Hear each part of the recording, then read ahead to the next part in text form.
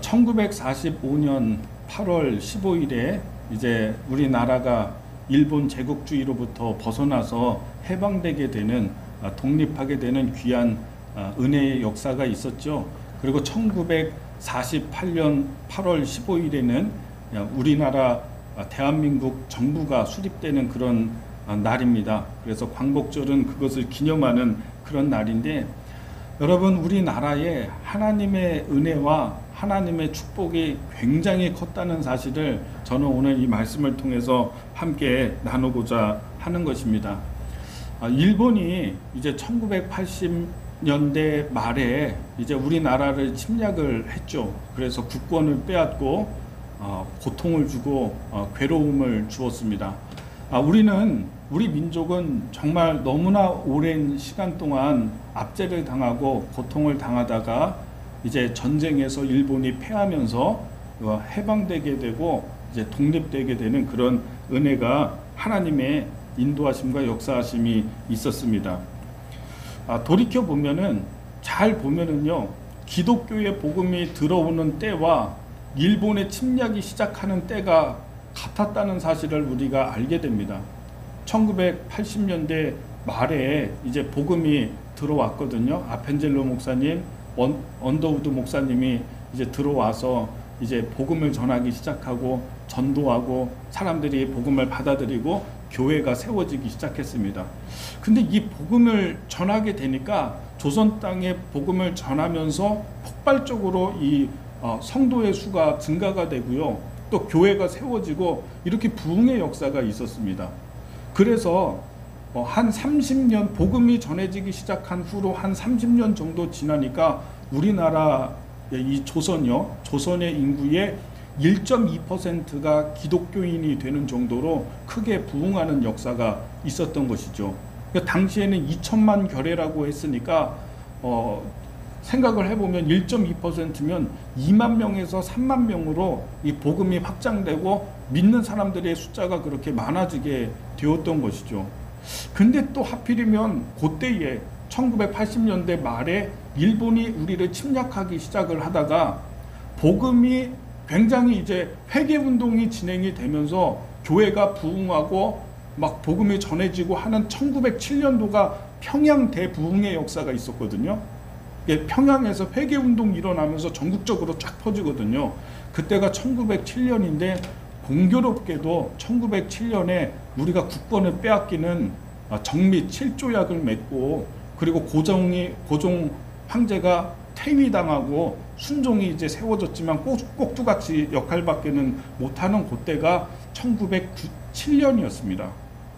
그러니까 복음이 집대성되고 전도가 되고 숫자가 많아지고 이렇게 교회가 부흥되는 때 우리나라 국권이 빼앗기고 하는 그런 일이 있었죠. 그리고 이제 1910년이 되었을 때는 교회 부흥하다가 100만 명 구령운동이 벌어지게 되는데 이제 뭐 10만 명, 10,000명 이런 게 아니라 100만 명을 전도하자, 100만 명을 구원하자 하는 운동이 진행됐던 게 1910년대거든요. 그때 한일 합병이 있었죠. 강제 한일 합병이 있었습니다. 그러니까 우리가 일본에 완전히 통합돼 가지고 국권의 모든 것을 다 빼앗기게 되고 정치적으로는 완전히 이제 일본화가 되는 때가 1910년이었죠. 근데 또 그때가 또 복음이 제일 집대성되고 부흥하는 그런 시기였던 것을 보면서 복음의 역사와 일본의 침략의 역사가 이렇게 평행선으로 같이 가는 모습을 보면서 이게 도대체 무슨 뜻일까 도대체, 이런 생각이 드는 것입니다. 여러분, 이런 것입니다.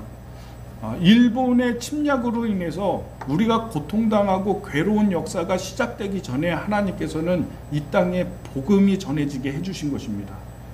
복음을 주셔서 교회를 세워주시고, 교회가 세워지고 세워진 교회마다 하나님을 사람들이 믿게 되고 하니까 일본보다도 더 크신 하나님을 믿는 사람들이 생겨나는 것이죠.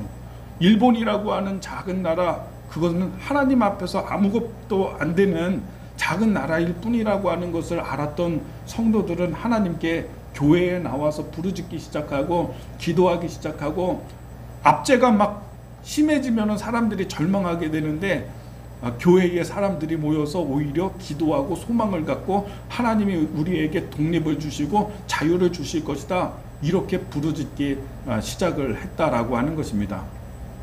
돌이켜보면 우리의 삶도 그렇습니다. 돌이켜보면 저의 삶도 그런 것 같습니다. 여러분, 하나님이 먼저 복음을 우리에게 믿게 해주셔서, 하나님을 믿도록 해주셔서 하나님께 기도할 수 있게 해주시고, 그러고 난 다음에 고난이라고 하는 것이 우리에게 닥쳐오지만은, 그러나 어떤 고난과 아픔이 시작되더라도 절망하지 않고 좌절하지 않고 기도하고 하나님께 바라보는 사람은 승리하게 되는 것이죠. 저는 이런 역사를 보면서 먼저 하나님께서 그래서 우리에게 복음이 전해지게 해주시고 교회를 선물로 주시고 이렇게 역사를 진행해 나가지 않으셨나, 이런 생각을 해보게 되는 것이죠. 여러분, 이런 모든 일들 가운데 교회는요, 세상의 빛과 같은 존재였습니다. 일제시대 때 교회는 세상의 소금과 같은 그런 존재였습니다. 하나님께서 교회에게 주신 것은 어떤 사명이었냐면, 세상에서 빛과 소금이 되는 것이 너희들의 역할이다, 이렇게 말씀하고 계시는 것입니다. 오늘 말씀을 한번 보도록 하겠습니다. 오늘 말씀은 예수님이 하신 산상수훈의 말씀인데 한번 읽어보겠습니다. 13절 말씀을 같이 읽어보겠습니다. 시작. 너희는 세상의 소금이니 소금이 만일 그 맛을 잃으면 무엇으로 짜게 하리요? 후에는 아무 쓸데없어 다만 밖에 버려져 사람들에게 밟힐 뿐이니라. 네, 저를 보십시오. 예수님이 이제 설교하시는 것입니다. 예수님의 제자를 향해서, 예수님 믿는 사람들을 향해서, 그리스도인을 향해서 하시는 말씀입니다. 너희는 세상의 소금이다, 이렇게 말씀하십니다. 이렇게 말씀하지 않았어요. 너희는 교회의 소금이다, 이렇게 말씀하지 않고 너희는 세상 가운데에서 소금이다, 예수 믿지 않는 사람들 가운데 너희들은 소금이다, 이렇게 말씀을 하셨죠. 여러분, 음식이 맛있으려면 어떤 게 맛있어야 되냐면 간장, 한식에서는요 간장, 된장, 고추장, 이런 원재료가 맛있어야 됩니다. 간장이 맛있어야 되고요, 고추장이 맛있어야 되고요. 근데 간장이 맛있으려면 뭐가 좋아야 되냐면 소금이 좋아야 돼요. 우리는 소금 맛있다는 얘기는 안 하지만은 정말 중요한 게 뭐냐면 소금이에요. 소금이 맛을 내는 것입니다. 우유도, 우유를 따뜻하게 데펴서 우유를 먹을 때에도 소금을 약간 치면은 더 고소해집니다. 모든 재료 가운데 소금이 들어가면 맛이 더 풍부해집니다. 더 잘 느끼게 됩니다. 소금은 그래서 꼭 필요한 것입니다. 맛을 낼 때. 근데 소금이 있는데 소금이 짠맛을 잃어버려서 그런 소금은요, 무슨 의미가 있겠습니까? 오늘 예수님이 하신 말씀처럼 그런 짠맛을 잃어버린 소금은 밖에 버려져서 사람들의 발에 밟히느니라, 이렇게 말씀하고 계시는 것이죠. 짠맛을 내는 게 소금입니다. 너희는 세상에서 소금이다. 무슨 뜻입니까? 너희는 세상 가운데 예수의 맛을 내는 사람이 돼야 된다, 이런 뜻이에요. 예수님의 맛을 내는 사람이 되어야 되죠. 오늘날 교회도 많고 기독교인도 많고 그런데 사람들이 그 예수 믿는 사람을 통해서 무언가 맛을 봐야 되는 거죠. 나에게서 무언가 예수의 맛이 나야 되는 거죠. 근데 예수의 맛을 잃어버렸어. 예수의 맛이 없어. 그러면 세상 사람들하고 똑같은 거죠. 세상하고 똑같으니까 특별히 이게 뭐 다를 게 없잖아요.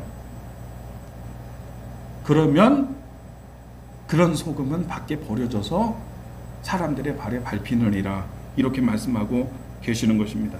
14절의 말씀을 한번 또 읽어보겠습니다. 14절, 15절 말씀 같이 읽습니다. 시작. 너희는 세상의 빛이라 산 위에 있는 동네가 숨겨지지 못할 것이요 사람이 등불을 켜서 말 아래 두지 아니하고 등경 위에 두나니 이러므로 집안 모든 사람에게 비치느니라. 아멘. 너희들은, 두 번째는요, 세상의 빛이라고 말씀하셨습니다. 빛은 자기를 태워서 세상을 밝히는 것입니다. 빛의 역할은 그거예요. 산 위에 있는 마을이 감춰지지 못한다, 이 얘기는 뭐예요? 산 위 꼭대기에 마을이 있는데 장애물이 없으니까요, 모든 사람이 저기에 마을이 있네 라고 하는 것을 다 보게 되는 것이죠. 여러분, 등불을 밝혀서 말 아래 두지 아니한다, 오늘 말씀하고 계시는데 책상 아래에다가 등불을 밝히는 사람은 없습니다.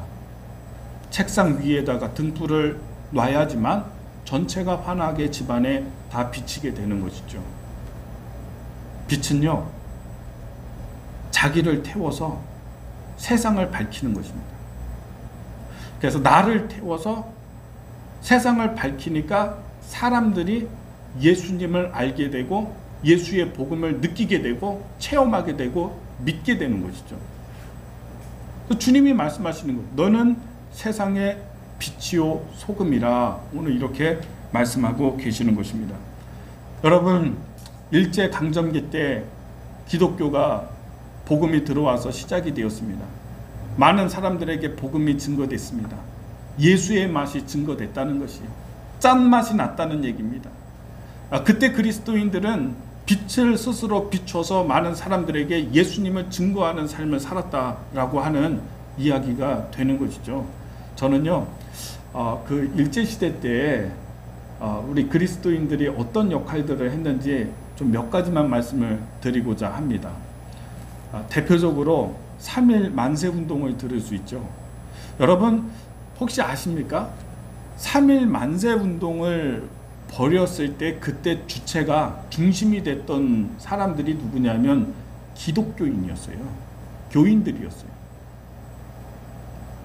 그러니까 이 나라의 독립을 위해서 목숨을 걸고 만세를 불렀던 사람, 그리고 그 운동을 진행을 했던 주체가 바로 기독교였다라고 하는 것입니다. 기미 독립선언서를 낭독을 하고 이제 만세를 하는데요, 그 독립선언서를 할 때 민족 대표 33명이 있지 않습니까? 그 가운데 16명이 기독교인이에요. 15명이 천도교인이고 불교인은 딱 2명밖에 없어요. 그때 불교인들이 얼마나 많았는데요. 근데 민족 대표 가운데 불교인은 딱 2명이에요. 기독교인이 16명이고 그 가운데 여러분 남강 이승훈 선생님, 그 운동을 전체적으로 이렇게 주도하고 제안하고 했던 남강 이승훈 선생님, 교회 장로님이세요. 그러니까 그때 당시에 기독교인들은, 그리스도인들은, 이 복음을 받아들인 사람들이 이 나라와 이 민족을 위해서, 독립을 위해서, 이 나라의 하나님의 역사가 이루어지는 일을 위해서 자기를 희생하고요, 그 일들을 진행을 했다라고 하는 것이죠. 참 재미있는 이야기가 있습니다. 이 기미 독립선언서를 낭독하고 만세운동을 벌이는 게 3월 1일이잖아요. 이 날짜를 결정하는 과정을 보면은 이랬어요. 본래는 그때 마침 고종 황제가 승하해서 돌아가셔서 이 고종 황제가 돌아가셔서 장례식에 전국에서 사람들이 모이게 되어 있습니다. 전국에서 올라와서 장례식을 하는데 그날이 언제냐면 3월 3일이에요. 그래서 사람들이 많이 모였을 때에 고종의 장례식을 틈타서 만세운동을 벌이자, 이렇게 처음에는 했던 것입니다. 근데 이러는 거예요. 아니 어떻게 장례식 날 만세를 부르냐, 아니 어떻게 상갓집에서 만세 부르고 할 수는 없지 않냐, 그럼 다른 날 하자. 그럼 언제 하냐, 3월 2일 날 하자 했는데 3월 2일이 언제냐면 주일이에요. 주일. 3월 3일이 월요일이고 3월 2일이 주일이 되니까 교인들이, 기독교인들이 우리는 그날 예배 드려야 된다고, 우리는 그날 하나님께 예배를 드려야 되는데 그날 막 만세를 부를 수는 없다, 이렇게 얘기를 한 것입니다. 거기에 참여하고 있는 사람들이 33명 가운데 16명이 기독교인인데다가 10명이 목사님들이에요. 그러면 그날 하지 말고 그 전날 3월 1일 토요일 날 하자 해가지고 3월 1일로 결정이 되고 그날 거사를 이루게 된 것입니다. 전국적으로 만세를 부릅니다. 총을 쏘고 칼로 찌르는데 무너지지 않고 포기하지 않고 남녀노소 할 것 없이 나와가지고 만세를 부르기 시작하는데요. 지방으로 퍼져갈 때에는요, 이게 어떤 조직을 통해서 이게 퍼져나갔냐면 교회를 통해서 퍼져나간 거예요. 교회가 중심이 된 거예요. 교인들이. 그래서 여러분 경기도에 그 화성에 제암리라고 하는 제암리 교회가 있는데 거기에 이제 교회가 주동이 되고 하니까 사람들, 마을 사람들, 일본 사람들이 마을 사람들 다 모이라고 해서 교회에다가 가다 놓고 못 나오게 못을 치고 못질을 치고 그리고 불을 질러 버렸잖아요. 창문을 뚫고 나오는 사람이 있으면 총으로 쏴 죽이고 그랬죠. 교회를 중심으로. 여러분 그때에는요, 기독교인이 교인이 얘기하는 것을 사람들이 무시하지 못했어요. 그 거산날을 결정할 때에도 우리는 하나님께 예배를 드려야 되는데 그날 만세 부를 수 없다고 하니까 그 얘기가 먹히는 거예요. 교인들의 말이 믿지 않는 사람들에게 먹혔다고요. 존중을 받았다고. 그러면 어쩔 수 없지. 지금 오늘날 같으면 어떻게 했겠습니까? 그냥 오늘날은 그냥 이렇게 하지만은요, 옛날 성도들은, 그때 성도들은 진실했어요. 철저하게 주일 성수를 했어요. 우리가 하나님께 예배를 드려야 된다. 여러분 또 대표적으로 너무 많은 것들이 있어요. 교회에서 학교를 세우고요, 병원을 세우고, 선교사들이 들어와가지고 병원 세우고 학교 세우고, 그것이 정동교회, 그리고 배화학당, 세브란스 병원도 선교사들이 들어와서 교회에서 세우는 거죠. 연세대학교도, 연희전문대학도. 이렇게 세상에서 빛과 소금의 역할을 감당하는 그런 모습들을 너무 많이 찾아볼 수 있다라고 하는 것입니다. 또 재밌는 것 가운데 하나가 어떤 게 있냐면요, 금주운동을 했습니다. 교회를 중심으로. 1919년, 그러니까 1910년대에 한일 합병을 정치적으로 끝내고 난 다음에 일본의 통치 체제가 바뀝니다. 통치 방법이 바뀌는데 1910년을 기점으로 해서 그 이후로는요, 문화 통치로 바뀌게 됩니다. 그래서 창씨개명하게 하고 이름을 다 일본식으로 바꾸고 한국말, 조선말 쓰지 못하게 하고 학교에서 일본어를 가르치고 정신을 말살시키는, 조선의 이 민주의식이나 이거를 말살시키는 정책을 쓰는데 아주 못됐어요. 이런 거 했어요. 아편 마약을 퍼뜨렸어요. 그래서 젊은 사람들, 청년들, 이런 사람들이 아편에 빠져가지고 정신이 해롱해롱하게 만드는 거예요. 정신이 해롱해롱해야지 독립운동 안 할 게 아니겠어요. 아편 퍼뜨리고 공창제도라고 해서 기차역마다 창녀촌을 만들었어요. 환락에 빠지게, 유흥에 빠지게 만들고, 술 공장을 많이 세워가지고 술을 싼 값에 퍼뜨리고 음주 문화를 퍼뜨렸어요. 그러니까 조선의 젊은 사람들이, 노인들 뭐 할 것 없이 다 나라를 잃어버린 절망감은 있죠. 고통스럽죠. 그러니까 술 먹기 시작했어요. 싸니까 술도 막 그걸 장려했어요. 그러니까 온 천지에 이 나라 사람들이 술 취하는 일이 너무너무 심한 거예요.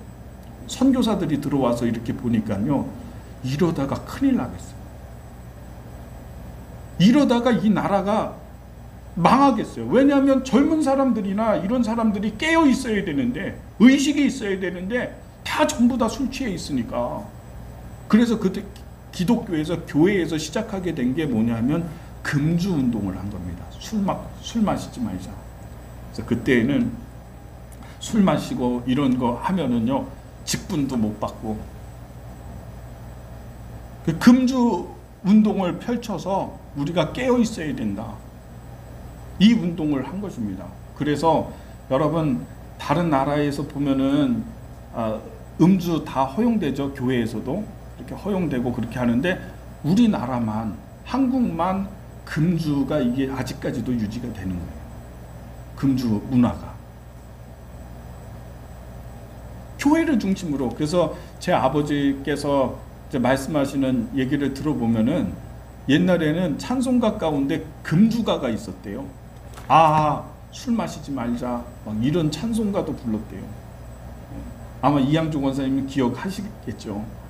그러니까 그러니 이제 깨어 있어야 된다. 우리가 정신 차려야 된다. 하나님이 은혜 주시고 복 주시면 우리는 독립할 수 있다. 자유를 얻을 수 있다. 교회를 중심으로 그 운동이 퍼져나가고 지금까지 그 문화가 이어져 오는 것입니다. 좋은 문화이기 때문에. 좋잖아요. 교인들이 서로 모여가지고 이렇게 좀 한잔하자 하면서 하면 그게 좋겠어요? 목사가 그날 저녁까지 그냥 막 마시고 막 눈 비비고 일어나가지고 설교하면 좋겠어요? 아니잖아요. 여러분, 목사가 기도원 가고 깨어서 기도하고 말씀 묵상하고 성도들 위해서 기도하는 게 훨씬 낫지. 그런 모습들은 안 좋잖아요. 그러니까 이런 거는 좋은 문화이기 때문에 우리가 잘 받아들이고 계승하고 계속 이어져 나가야 되는 것입니다. 제가 우리 성도들에게 술 끊으라고 얘기하는 게 아니에요. 먹지 말라고 얘기하는 것도 아니에요. 괜찮아요. 음식이니까. 그건 음식이잖아요. 음식이니까. 음식으로서 취하는 거 괜찮습니다. 그러나 그것이 교회 성도들 가운데 이게 문화가 되면 안 됩니다. 그거는 절대로 유익하지 않습니다. 여러분이 음식 가운데 그렇게 취하는 거야, 그거는 괜찮아요. 좋은 거예요. 이런 점들을 여러분이 좀 한번 생각을 한번 해볼 수 있으면 좋을 것 같습니다. 이렇게 기독교의 복음이 들어와서 성도들의 삶 가운데에서 세상에서 빛과 소금이 되는 역할이 있었고, 사람들은 그 모습을 보면서 교인들은 다르구나. 그리고 이 민족의 희망이 되는 곳이 바로 교회였던 것을 우리가 알게 되는 것입니다. 여러분, 예수를 믿으면요, 예수의 맛이 나야 됩니다. 그 사람에게서부터 예수의 맛을 좀 나야 돼요. 똑같으면 안 돼요, 세상 사람들하고. 목사가 됐으면 목사의 맛이 좀 나야 되고요. 아프리카에 선교를 했던 한 선교사님의 이야기가 참 귀감이 됩니다.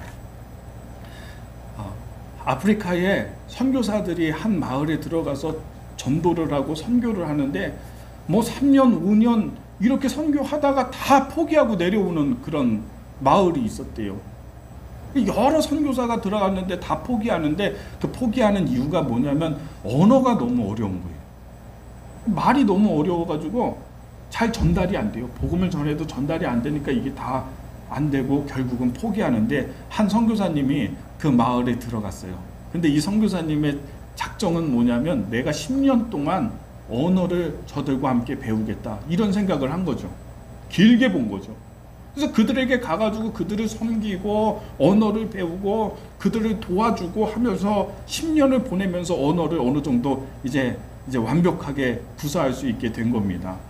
그러고 난 다음에 내가 여기 10년 동안 언어를 잘 배웠으니까 이제 복음을 전해야 되겠다. 사람들 다 모이라고. 마을 사람들 다 모였습니다. 그래서 복음을 전하기 시작한 것입니다. 하나님이 계시는데, 그 하나님이 세상을 창조하셨는데, 또 예수님이 계시는데, 그 예수님이 우리의 죄를 대신해서 십자가에서 죽으셨는데, 우리가 그 예수님을 믿기만 하면 죄에서 구원을 받고 천국에 가고 우리가 하나님의 영광을 돌릴 수 있는 것이다. 하나님의 자녀가 되는 것이다. 이렇게 한참 동안 복음을 설명을 했어요. 그러고 난 다음에 거기 있는 마을 사람들에게, 자, 이제 예수님을 믿기로 결정하는 사람이 있다면 자기의 오른손을 드십시오, 이렇게 얘기를 했습니다. 그랬더니 거기 있는 마을 사람들이 전부 다 손을 드는 거예요. 애부터 해서 어른까지 다 손을 드는 거죠. 이 선교사님이 뭔가 잘못됐다, 이거. 내가 설명을 잘 못했나? 언어를 내가 익숙하지가 못해서 잘못 설명했나? 이 사람들이 이해를 못했구나. 그러면서 다시 설명하기 시작하는 것이에요. 하나님이 계시는데, 예수님이 계시는데, 예수를 믿으면 천국에 가는 것인데, 죄에서 구원을 받는 것인데 한참 동안 또 설명을 했어요. 지금부터 예수님 믿기로 작정하는 사람이 있다면 손에 드십시오 했는데, 이번에도 사람들이 손에 전부 다 드는 거예요. 그러니까 이 선교사님이 화가 나는 거야. 이번에는 내가 이렇게 열심히 설교를 했는데, 그리고 내가 이렇게 열심히 언어를 익혔는데 또 이 사람들이 못 알아듣는구나 생각이 드는 거예요. 또 설명했어요. 하나님이 계시는데, 예수님이 계시는데, 예수님을 믿으면 우리가 구원받는 것인데, 한참을 땀을 뻘뻘 흘리면서 설교를 했어요. 자, 이제 예수님 믿기로 작정하는 사람 손 드십시오. 그랬더니 또 이번에도 전부 다 손을 드는 거예요. 근데 그 마을에 추장이 일어나가지고 선교사님에게 이야기하는 겁니다. 선교사님, 우리는 선교사님이 하신 말씀을 다 알아들었습니다. 우리가 예수님을 믿겠다고 작심해서 결정해서 손을 든 것입니다. 우리는 선교사님이 설교를 하기 전부터 선교사님이 섬기는 하나님에 대해서 우리가 믿고 있었습니다. 왜냐하면 선교사님의 삶을 통해서 우리를 도와주고 우리를 사랑하는 그 섬김의 삶을 통해서 우리는 이미 그 당신이 섬기는 하나님을 믿고 있었습니다. 그렇게 얘기를 했대요. 말로 하지 않았어요. 사람들에게 설교를 한 거는 10년 지난 후에 처음으로 했어요. 근데 이미 그 사람들의 마음에 하나님을 받아들이고 있었어요. 선교사님의 열정과 섬기는 모습과 사람의 행동과 사람의 삶 자체가 맛이 있는 것입니다. 예수의 맛을 미리 보고 있었던 거예요. 여러분, 우리의 삶 가운데는 어떤 맛이 납니까? 소금이 짠맛을 잃어버리면 밖에 던져져서 밟힌다고 얘기했습니다. 저는 오늘 뉴스에 교회에 대해서 어느 교회가 어떤 문제가 있다더라, 어떤 사건이 있었다더라, 사람들에게 손가락질이 되고 있는 이런 현실 가운데에서 정말 진짜 예수님 말씀이 그대로가 아닌가, 정말 정확하게 맞지 않는가, 소금이 짠맛을 잃어버리니까 세상이 조롱거리가 되는 거죠.